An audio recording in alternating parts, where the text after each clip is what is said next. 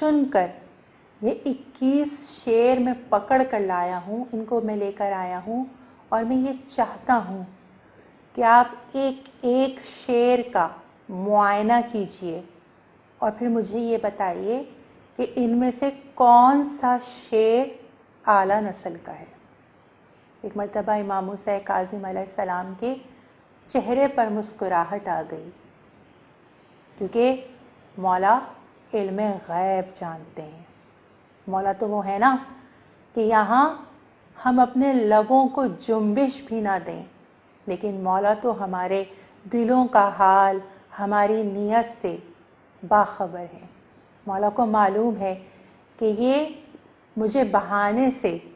شعروں کے اس کچھار میں بھیج رہا ہے، یہ سمجھ رہا ہے کہ میں نے 7 دن تک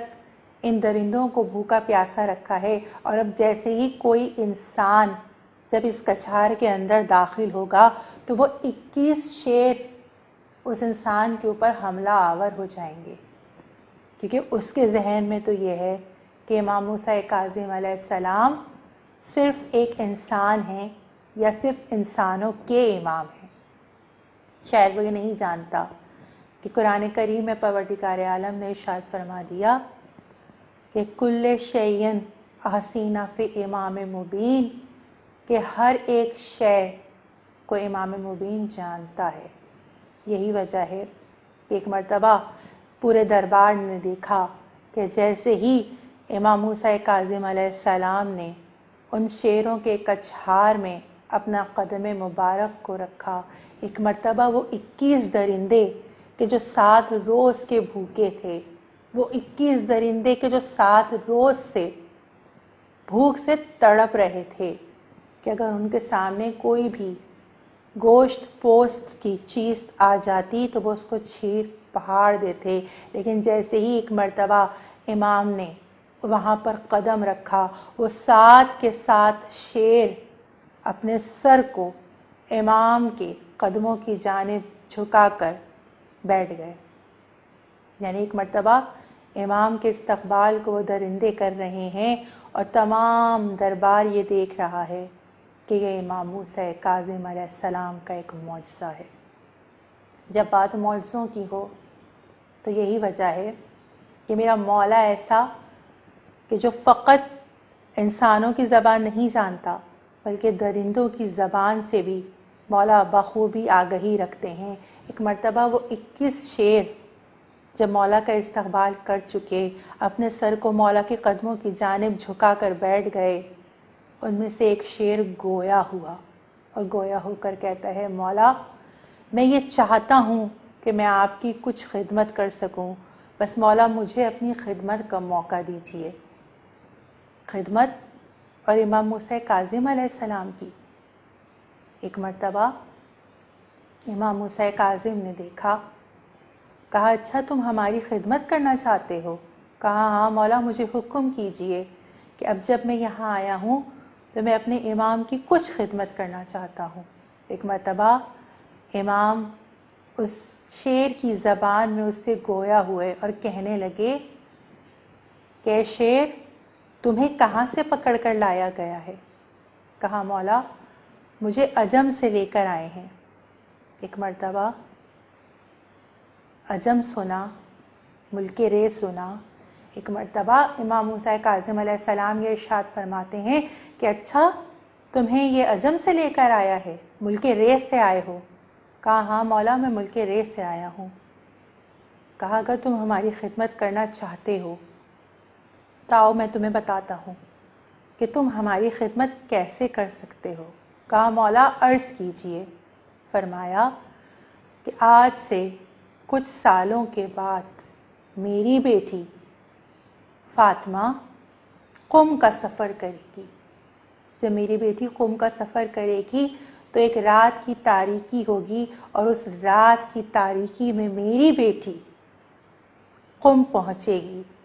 بس تم میری بیٹی کے اس کارواں کی کہ جس کارواں کے اندر اس کی چند اور کنیزیں بھی ہوں گی، کچھ غلام بھی ہوں گے، لیکن کیونکہ رات کی تاریکی ہوگی اور اس کے بھائی رضا کی شہادت ہو چکی ہوگی، بس تم میری بیٹی کے کارواں کے ساتھ ساتھ اس کی حفاظت کرنا۔ میں ہاتھوں کو جوڑ کے عرض کروں، مولا یا امام موسیٰ کاظم علیہ السلام اپنی بیٹی معصومہ قم کی حفاظت کا اس طرح سے اہتمام کر رہے ہیں کہ ایک شیر کو کہہ رہے ہیں کہ میری بیٹی کی حفاظت کرنا، لیکن ہائے میرا مولا، امام حسین علیہ السلام کہ جو نوک نیزہ سے بلند ہے اور دیکھ رہا ہے کہ راستے بھر اس بیٹی کو کہ جسے نماز شب میں مانگ کر حسین نے لیا ہے، راستے بھر وہ بی بی اس طرح سے تماچے کھاتی ہے شمر سے، اور فقط تماچے نہیں کھاتی کہ راہ کوفہ اور شام میں ایک وقت ایسا بھی آیا کہ امام زین العابدین کے پاس آ کر بی بی سکینہ نے یہ عرض کی کہ بھیا میں تمہاری اچھی بہن ہوں نا، بس بھیا اس شمر سے یہ کہہ دو کہ یہ مجھے منہ پہ نہ مارا کرے، کیونکہ یہ فقط منہ پہ تماچے نہیں مارتا بلکہ لوہے کے تازیانے میرے چہرے پہ مارتا ہے۔ ہاں زدارن حسین، ایک وقت وہ بھی آ گیا کہ جب کھجور کے اندر امام موسیٰ کاظم علیہ السلام کو زہر دیا، 4 مزدوروں کو بلوایا گیا اور ایک مرتبہ امام کی شہادت ہو گئی۔ امام کا جنازہ لے کر وہ 4 مزدور چلے اور ان میں سے ایک مزدور یہ کہتا جاتا ہے کہ آؤ دیکھو رافضیوں کا امام مارا گیا۔ بس جیسے ہی شیعان حیدر کرار نے اس نعرے کو سنا، ایک جمع غفیر تھا کہ امام کے جنازے کی جانب امٹ کر آ گیا کہ آج بھی آپ کاظمین میں جا کر دیکھ لیجئے کہ لاکھوں کا مجمع ہے کہ جو اپنے امام کے روضے پر موجود ہے امام کی شہادت منانے کے لیے۔ بس ایک مرتبہ ہتھکڑیوں اور بیڑیوں میں میرے امام کا جنازہ پورے بغداد پر لا کر رکھ دیا گیا، لیکن آگے بڑھ کر کون نماز جنازہ کو پڑھائے؟ ابھی لوگ یہ سوچ ہی رہے تھے کہ پانی پہ چلتا ہوا کوئی شخص آیا، وہ آنے والا آ کر جنازے پر گر گیا، اور ایک مرتبہ جنازے پر گر کر میرا 8واں امام علی رضا علیہ السلام یہ کہتے ہیں، بابا آپ کی بیٹیاں آپ کا انتظار کرتی رہیں، لیکن بابا آپ واپس پلٹ کر نہ آئے، آج علی رضا آ گیا ہے آپ کا غسل و کفن کرنے کے لیے۔ ہاں زادارن حسین، ایک مرتبہ میرے 8ویں مولا نے میرے 7ویں مولا کی نماز جنازہ کو پڑھایا، اور پھر میرے مولا کو کاظمین میں میرے مولا کی تدفین کر دی۔ میں ہاتھوں کو جوڑ کے عرض کروں، یا امام علی رضا علیہ السلام،